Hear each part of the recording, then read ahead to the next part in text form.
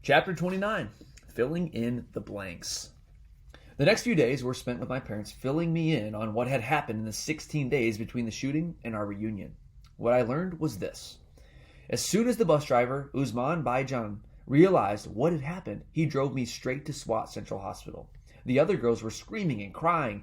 I was lying on Maniba's lap, bleeding. My father was at a meeting of the Association of Private Schools and had just gone on stage to give a speech. When he finished and learned what had happened, he rushed off to the hospital. He found me inside, lying on a stretcher, a bandage over my head, my eyes closed, my hair spread out. "My daughter! You are my brave daughter, my beautiful daughter," he said to me over and over, as if saying it could awaken me. I think somehow I did know he was there, even though I was not conscious. The doctors told him that the bullet had not gone near my brain and that the injury wasn't serious. Soon, the Army took charge, and by 3 p.m., I was in an ambulance on the way to a helicopter that would take me to another hospital in Peshawar. There was no time to wait for my mother, so Madame Mariam, who had arrived at the hospital soon after my father, insisted on coming in case I needed a woman's help. My mother had initially been told I was shot in the foot. Then she was told I was shot in the brain. Neighbors had flocked to our house in tears when they heard the news. "Don't cry," my mother had said. "Pray." As the helicopter flew over our street, she rushed up to the roof, and as she watched it fly by, knowing I was inside, my mother took her scarf off her head, a rare gesture for a Pashtun woman, and lifted it up to the sky, holding it in both hands as if it were an offering. "God, I entrust her to you," she said. Poor Atal had found out about the shooting when he turned on the TV after school, and he realized that if he hadn't had a tantrum about riding on the tailboard, he would have been on that bus, too. Within hours after the shooting, Pakistani TV channels ran footage of me with prayers and poems. As this was happening, I was arriving at the Combined Military Hospital in Peshawar, where a neurosurgeon named Colonel Junaid examined me and discovered something surprising.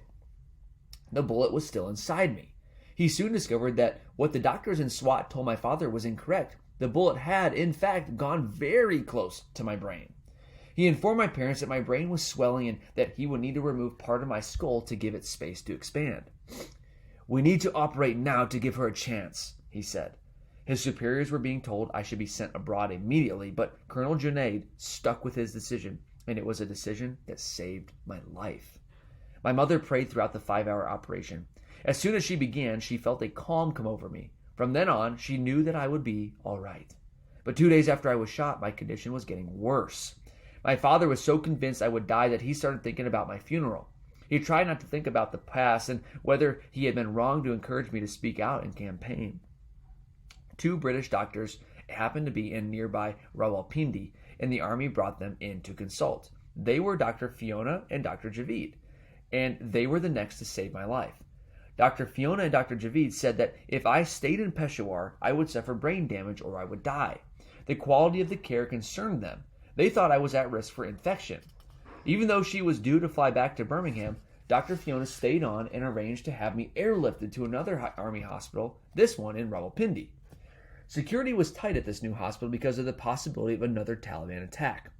My family was kept in a military hostel near the hospital and had little access to news from the outside world, since the hostel had no internet connection. They did not yet realize that my story had traveled all around the world and that people were calling for me to be sent abroad for treatment. It was only when a kindly cook from the hostel brought them some newspapers that my parents found out what the whole world knew about my shooting. My parents were rarely consulted on what should happen to me when my condition became grave. There was no time. All decisions were made by the army.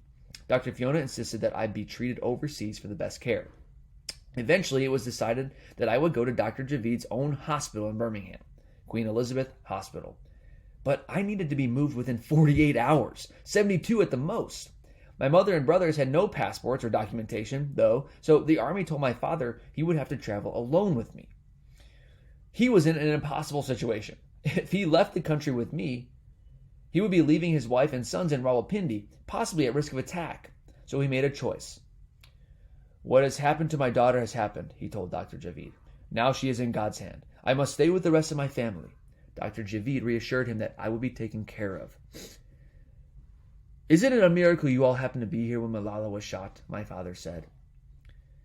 "It is my belief God sends the solution first and the problem later," replied Dr. Javid. My father then signed a document making Dr. Fiona my legal guardian for the trip to the UK. He was in tears as he handed over my passport. Although I don't remember it, my parents said goodbye to me at 11 p.m. on the 14th of October. It was the last time they saw me in Pakistan, and they wouldn't see me again for 11 days. My father did not want me to wake up in a strange country without my family there. He was worried about how confused I would be, how abandoned I might feel, but he assumed their passports and visas were being processed and they would join me in a matter of days. He had no idea that a government official delayed their departure to join me because he wanted to fly with them. The wait felt endless. It was during the earliest days in Peshawar, amid the horror and grief, that my father asked my mother, "Is this my fault?" "No, Kaista," she replied. "You didn't send Malala out thieving or killing or committing crimes. It was a noble cause. You should not blame yourself, but the ones who should feel shame are the Taliban for shooting a child and the government for not protecting her." By that time, the Taliban issued a statement saying they shot me because my campaign was an obscenity. They said that they had used two local Swati men who had collected information about me and my route to school and had deliberately carried out the attack near an army checkpoint to show they could strike anywhere. Their trademark was to kill by shots to the head. Shazia and Kanat, the other two girls who'd been shot that day, were also recovering. Kanat's arm had been grazed by a bullet and Shazia had been hit in the palm and left collarbone. 2 bullets, 3 wounds. I had missed so much, and yet, as my parents told me everything that had transpired while I was in a coma or in my windowless hospital room, it was almost as if they were telling me a story about someone else. It felt as if these things had happened to some other girl, not me. Perhaps that's because I do not remember a thing about the shooting. Not one single thing. The doctors and nurses offered complicated explanations for why I didn't recall the attack. They said the brain protects us from memories that are too painful to remember. Or they said my brain might have shut down as soon as I was injured. I love science, and I love nothing more than asking question upon question to figure out the way things work. But I don't need science to figure out why I don't remember the attack. I know why. God is kind to me. People don't understand when I say this. I suppose unless you have been close to death, you cannot understand. But death and I have been very close. And death, it seems, did not want me. Apparently, many people had tried to visit me. Journalists, celebrities, and a number of politicians. But the hospital had kept them away so I could heal in private. One day, an important minister from Pakistan came and met with my father. He said the government had turned the country upside down to find the man who shot me. My father held his tongue, but he knew this was empty talk. They had never even found the person who had killed Benazir Bhutto. Only one person was in jail after the shooting, our poor dear bus driver. The army said they were holding him so they could identify the gunman. But why had they arrested our bus driver and not the gunman? It was madness. The minister also asked my father if I could give a smile to the nation. He did not know this was the one thing I could not do. My father was unhappy, but again, he held his tongue.